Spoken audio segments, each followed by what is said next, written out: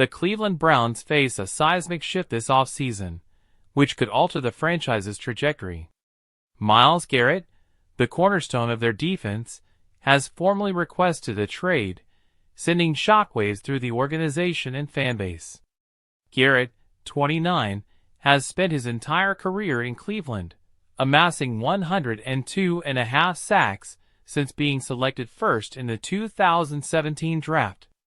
A six-time Pro Bowler and four-time All-Pro, he was named the NFL's Defensive Player of the Year in 2023. Despite his accolades, team success has been fleeting. The Browns finished 3-14 last season, a stark contrast to their playoff appearance the year prior. As a kid dreaming of the NFL, all I focused on was the ultimate goal of winning a Super Bowl, and that goal fuels me today more than ever, Garrett said. While I've loved calling this city my home, my desire to win and compete on the biggest stages won't allow me to be complacent. The season's struggles frustrated Garrett, perhaps more so than in his rookie campaign when Cleveland finished 0-16. After the Browns' season-ending loss to Baltimore, he spoke candidly about his expectations. It's probably a more disappointing season because of what we expected of ourselves, he admitted. I'm not trying to rebuild.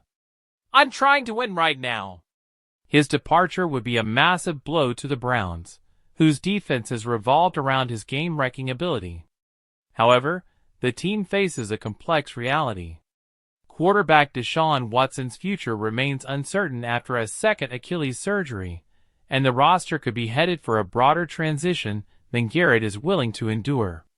General Manager Andrew Berry had previously shut down speculation that Cleveland would entertain trade offers for Garrett, even dismissing the possibility when presented with hypothetical proposals involving multiple first-round picks. You can put that on the record, Berry said last week. Garrett's trade request now puts Berry in a challenging position. Moving him before June 1st would result in a $36.2 million dead cap hit, a significant financial strain. Meanwhile, Garrett's contract still has 2 years remaining on the 5-year, $125 million extension he signed in 2020. His cap hits of $19.7 million in 2025 and $20.4 million in 2026 remain manageable for any team looking to acquire him, but Cleveland must decide whether to hold firm or accept the inevitable. The Browns have not publicly changed their stance as trade discussions intensify.